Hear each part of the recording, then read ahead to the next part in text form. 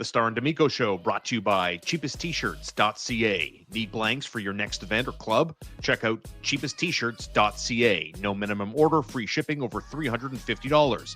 Same day shipping on lots of items. Affordable, Canadian, ready to print your design. Brought to you by Catherine Prince at Remax Platine, your Montreal real estate connection. Call her at 514-702-2474 or email Catherine with a K, Catherine at catherineprince.com. If you're looking to buy, sell, or invest with confidence, Catherine Prince, your key to the city's property market. Brought to you by McLean's Pub. Looking for a lively downtown spot with great food and atmosphere? Come to McLean's Pub on Peel Street. Classic pub eats, plenty of beer, and all the sports on all the screens. Grab your friends and make McLean's your go-to place tonight. Brought to you by Cabletel, your full-service telecom partner for business and home. From structured cabling and phone systems to Wi-Fi, cameras, and alarms, Cabletel keeps you connected, secure, and performing at your best. Your partner for the future. It's Cabletel. Hi, I'm Audrey. My parents, Chuck and Evie, are too busy caring about your pets, so I'm here to remind you to check out a family-owned store, Little Bear Pet Supplies. Can you believe it's been there for almost 30 years? They know that your pets are family too, and they've made shopping easy this holiday season, with fun toys and healthy treats that you won't find everywhere. They even offer fast home delivery, and my brother and I sometimes help too. Please shop local this year. Thanks, Audrey. Come visit us at 4152 St. Catherine Street West, littlebearonline.com, or find us on the Uber Eats app. Merry Christmas from the Star and D'Amico Show. Marco, Merry Christmas, sir. All the best to you and your family. Likewise, Mr. Starr. Merry Christmas to Canadian fans. Merry Christmas to Medicine Hat Tigers star defenseman Bryce Pickford, confirmed officially now by the Montreal Canadiens, as the organization has dipped into the 19-year-old prospect pool and said, here's a 3-year entry-level contract. Marco, this is not something that happens every day. Why Bryce Pickford? Why now? What makes this so unique? Yeah, well, I mean, first of all, you have to really kind of dive into the historic way in which the Canadiens have gone about this drafting style. So Bryce Pickford was drafted as a 19-year-old, which is rare, but though, like, a 19-year-old that had a really good season last year. So he did not, his first year of eligibility was 2024, and he was not drafted. Didn't play enough games with the Seattle Thunderbirds, but then was traded to the Medicine Hat Tigers, and that basically changed the outcome of his career. In Seattle, he was asked to play more of a defensive role, and he had championship experience there at the age of 16. And then last year, playing for the Medicine Hat Tigers, he just exploded offensively, right? And so in his draft plus one season, so his 18-year-old season, he put up 20 goals, 47 points in 48 games. But then what really put him on everyone's draft radar was the ridiculous playoff run in his own right, where he put up 13 goals as a defenseman, 11 assists, 24 points in 18 games for the Medicine Hat Tigers, en route to a WHL championship. And that was a stacked team, that had Gavin McKenna, that had a Caden Lindstrom once every other game, Andrew Basha, you name it. Like, they had, future NHL talent on that team. And now all of those guys left. And so what are we seeing this season? Well, we're seeing Bryce Pickford lead the WHL, not as a defenseman, overall in goal scoring, with 25 goals in 31 games to go along with 19 assists, so 44 points in 31 games. That's a point and a half per game for a defenseman. And, you compare this to other defensemen that play in the league. Like, I'll give you an example, someone like Zane Parrick, who understandably was younger. If you look at his stats in Saginaw had excellent players with which to choose from, especially Michael Misa, who was his line mate. There is no elite offensive player in Medicine Hat. This is what makes this so special. Medicine Hat's two leading scorers are their defensemen, their top pair defensemen in Bryce Pickford and Jonas Wu. It really is, unique in this situation. So the Canadiens decided they were going to not do what they've done in the past with the Harvey Pinards, the Jared Davidsons that we've seen, because the Canadiens didn't have to sign Bryce Pickford. And I think that's the biggest thing we need to talk about. They had up until June 1st of 2027 to sign Bryce Pickford. They could have simply given him an AHL deal at the end of this season for next season as a prove me, like they've done in the past, and then given him an entry level contract.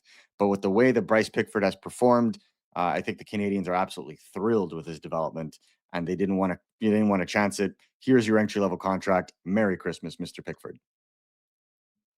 And you're right to talk about the timeline of Bryce Pickford, right? Third round selection, 81st overall in the 2025 draft. I mean, it's more than just a pat on the back for, a job recently well done. I mean, he's on a historic pace. He's having a historic season in the entirety of the Canadian Hockey League. But is Mhm. this, how future business is going to be done?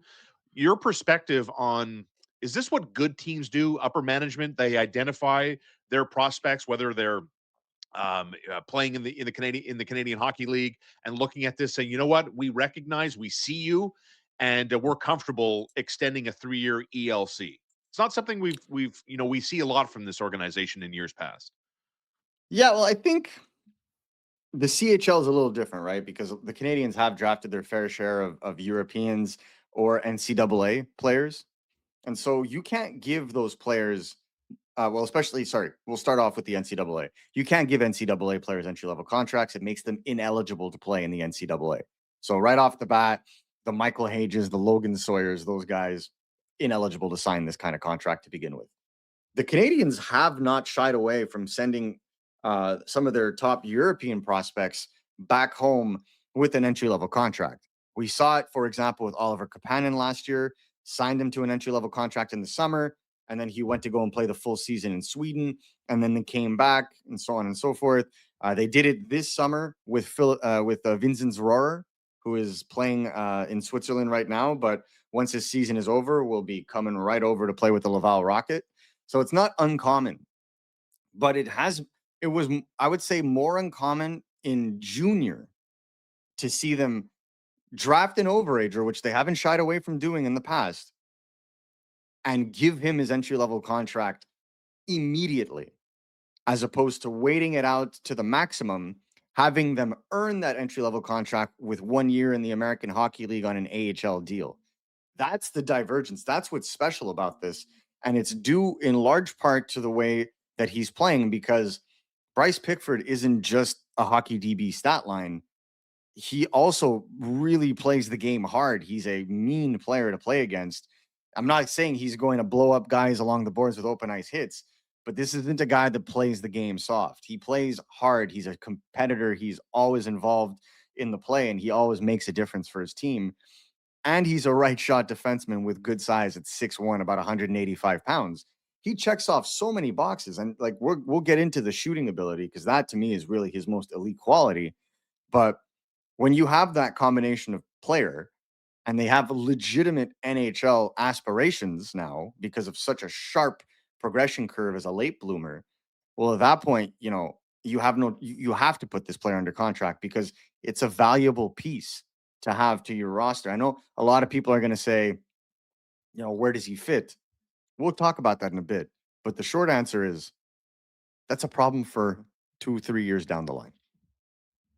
Yeah, we're talking about a 19-year-old in Medicine Hat, having this incredible season. Talking about Bryce Pickford, Montreal Canadiens signed him to a 3-year entry level contract. And now when we look around the National Hockey League landscape, right? And here we are a day before Team Canada hits the ice in Minnesota to play Czechia in the first game of the World Junior Hockey Championships, a team that Bryce Pickford is not a part of. And yet here we are talking about him getting a great reward. And you can go back to the video we did on December 16th. It was titled Habs Steel, breaking down Bryce Pickford and his historic season with Medicine Hat. And I think Marco did a good job of kind of rounding out the type of team building they've done with Hockey Canada for this World Junior Mhm. Championship. Yeah. And even though, Marco there was very complimentary in terms of the stylistic player that Bryce Pickford is and what he brings to the table in terms of being a complete player. But I want to dive into the prospect pool, Marker. We're going to have a top 10 ranking of Montreal Canadian prospects on the channel. Members, of course, get priority, and they can enjoy that over the holiday break. Like gathering around the radio in the old timey days, gather around the laptop and watch it on YouTube, Marco. This Canadians prospect pool that obviously in the top 10 will include Bryce Pickford, but How would you categorize the Canadiens prospect pool? A little teaser ahead of the release of the top 10 video. Um, I'd say that the Canadians' current prospect pool, obviously, this wouldn't include like a Kapanen or Demidov or guys like that are 30 plus games into their Yeah, NHL Dobesh careers. there. Right. Yeah. Yeah, exactly. So Right. you'd be looking more at like the guys that are on the cusp of, or haven't played too much pro, are just about to get there. And I think the overlying kind of theme is how good the Canadians have been at drafting in the mid rounds, right? And this is a prospect pool that doesn't include Lane Hudson, for example, who was drafted in the second round. But you look at the Canadians drafting in the mid rounds since the Gordon Hughes era. It's impressive because you look. We talked about Lane Hudson in the second round. Owen Beck drafted in the second round, 33rd overall, looking like he's going to be an NHL player. Adam Engstrom drafted in the late third round, looking like he's going to be an NHL player. Jacob Fowler looking like he's going to be the Canadians' number one goalie of the future today. Right. Drafted 69th overall. Nice. And then you have Florian Jacki in the fourth round, drafted 101st overall. And we have Logan Sawyer, who is, going to be a strong consideration for the top 10 with the season he's having, 78th overall.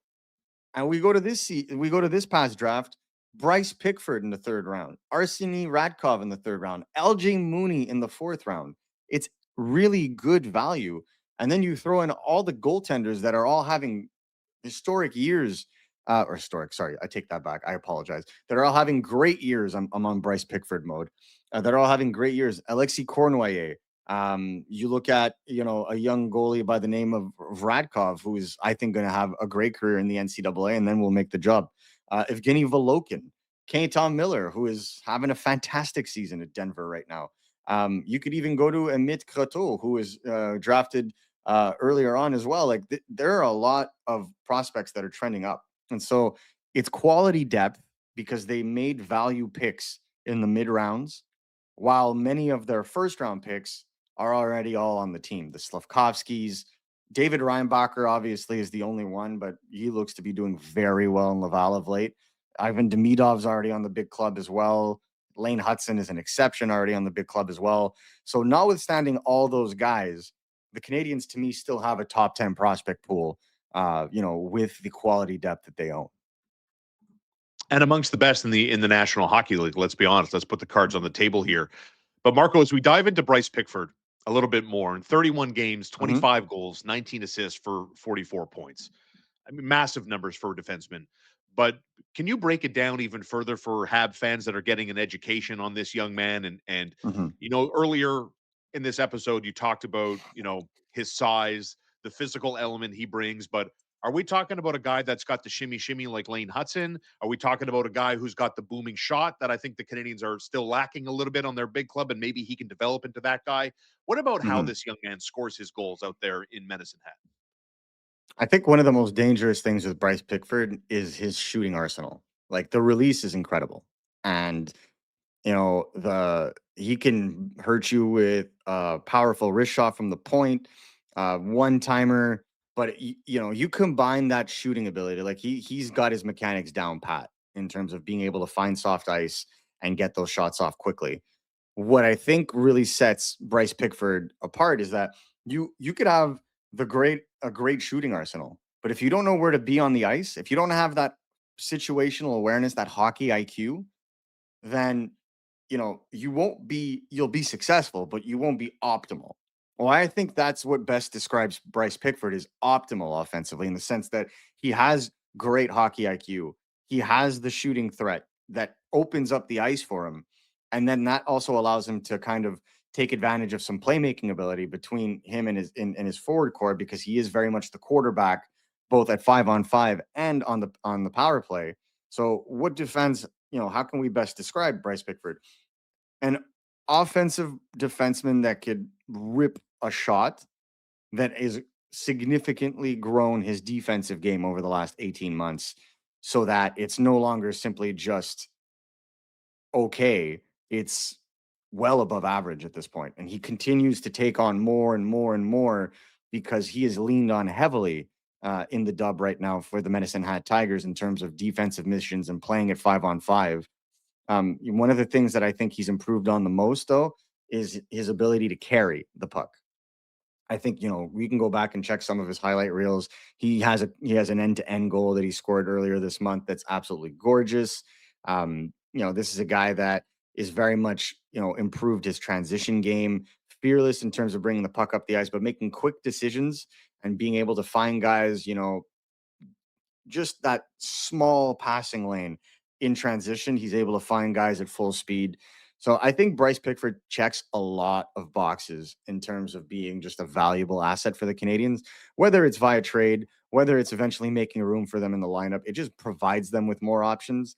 And when the Canadians are finally start getting this kind of value in the mid rounds, that's what allows them to, think, okay, we can, the Canadians can trade 2 first-round picks and Emil Heineman for Noah Dobson, knowing that they could draft an Alexander Zhuravsky in the second round and a Bryce Pickford in the third.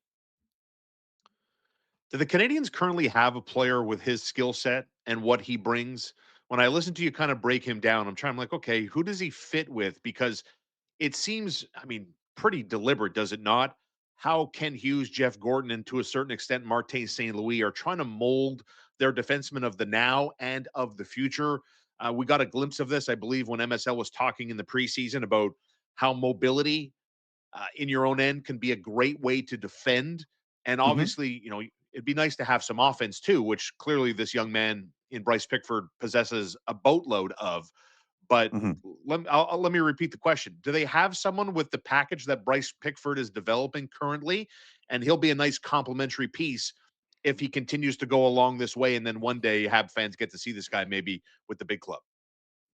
Yeah. I don't know. Like, I think that was probably one of the biggest weaknesses in the Canadians pool, even prior to trading Logan Mayu, is they don't have a defenseman with a bomb, in my honest opinion. Like, I think Caden Gooley has a fantastic shot, but he's got to be available to play to be able Yeah. to show it. Yeah. I think Your best ability is ability, availability. Yeah. yeah. And then you have a guy like David Reinbacher who's got a cannon, but he's not in the NHL yet.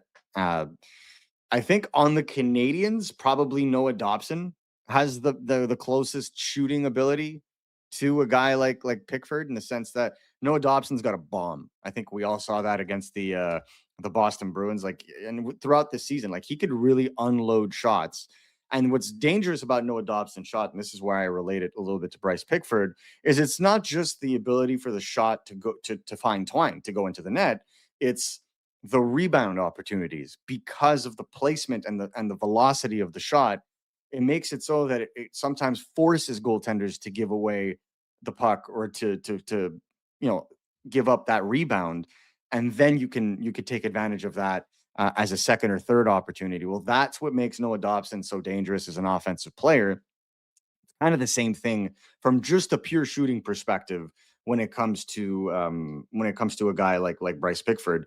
But I think that's where the compare and the fact that they're right shots, that's where the comparison ends between the two.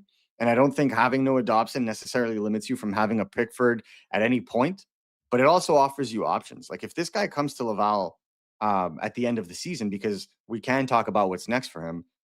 If he eventually shows a projection curve similar, for example, to what we're seeing right now with Adam Engstrom, where it looks like he's going to be a legitimate NHL defenseman, potentially even a top four defenseman on the right opportunity.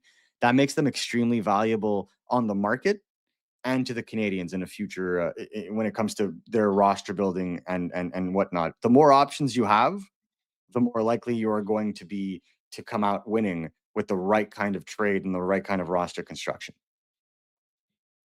So that kind of answers my next question about the organization stockpiling this talent on the blue line. And you Mhm. got a glimpse of it, right? With the latest in terms of Adam Engstrom and how quickly he developed a good level of comfort and confidence, I would say, moving the puck, defending rushes, so on and so forth. So Yeah. let's move on and let's talk about the timeline, as you alluded to, like what's next. Mhm. I'll go back to something that you had mentioned when you broke the Demidov story. And the line, I love to remind you of, he wants the smoke. Um, when we talk about Bryce Pickford and potentially like what's next, leaving the WHL, the CHL, joining the AHL's Laval Rocket, now that he's got a 3-year ELC. So Mhm. it's a matter of time. But are we talking about a player potentially here? Potentially, understand the word, that he is going to jump right in, get all the smoke, get all the action, or it's going to be an integrated process, air quote, sheltering for Bryce Pickford? And I guess maybe it also speaks to how headstrong this man is once he gets to Laval. Um, there's a couple of factors that will need to be taken into account. So first and foremost, will have to depend on what happens with the Medicine Hat Tigers this spring. So if Medicine Hat doesn't go the distance like they did last year, and get eliminated, I don't know, in the second or third round, that takes you to about the beginning of April. And the beginning of April is, lo and behold, the end of the AHL season, the start of the AHL playoffs. Notwithstanding the fact that he signed an entry level contract, the entry level contract only kicks in next season, 2026, 2027. Bryce Pickford could sign a professional tryout like we saw Jacob Fowler do last year and Jaden Struble do years prior to go to the American Hockey League and finish the season and play the playoffs with them. Now, whether or not he would immediately jump into their defensive brigade, there's a lot that goes into it, right? Like, is Adam Engstrom still playing in Laval in April? If not, there's a really good chance that Bryce Pickford draws in. We saw it, I think, a little bit last year. Like, the intent was not to get Jacob Fowler too many games in the playoffs, but then stuff happens, right? Montembeau gets injured up top, Caden Primo gets called up, and then you have a guy like Jacob Fowler that's kind of tasked with being the number one goalie for a little while. Well, Boom. that could also tie into it, right? If there's injuries or whatnot going into the later stages, but I just doubt that the Montreal Canadiens would make him sign him to a PTO and not play him at all. I think you have to at least imagine that the Canadians would say, we want this guy to get as much exposure and during this time as possible. So I would venture to say they would probably ease him in, play him a game or two before the start of the playoffs if the timing works out, and then if he's ready for the smoke, as we say, Yep. then they would definitely have him, on a third pair, potentially running the second wave of the power play, if not the first, depending on what they want to do with David Reinbacher and or potentially Adam Engstrom. My personal take is Adam Engstrom should never see Laval again, but I'm not the general manager of the Montreal Canadiens. So if that's the case, I think there would be enough room for Bryce Pickford to come in and be a valued member of that blue line because there's good veteran depth on that blue line. But I do think that since they lost Engstrom, they're missing a little bit of offense from the back end, and that's what Pickford can give them. Exciting days, Habs Nation. Enjoyed as the Montreal Canadiens, through their Christmas break, putting some distance between themselves and teams like Toronto and the rest of the parity-packed Eastern Conference. As Montreal right now on points, seventh on win percentage, eighth overall in the National Hockey League. As you get close to the halfway mark of this NHL season and the fast and furious, and the Canadians more than just survived that marathon stretch of 16 games and 28 points. So enjoy the Hab fans. More exciting days to come around the horizon, including what we just covered here in stud defenseman Bryce Pickford on a historic pace in the Western Hockey League with Medicine Hat. Marco, good stuff as always. I know the fan base really appreciates the in-depth and the breakdown. After a pretty interesting little bit of news before the holiday break here with Bryce Pickford, 3-year ELC. Thank you. Thank you, guys, and Merry Christmas once again. Merry Christmas, everybody. Stay safe and enjoy the family and eat well. Have a good day.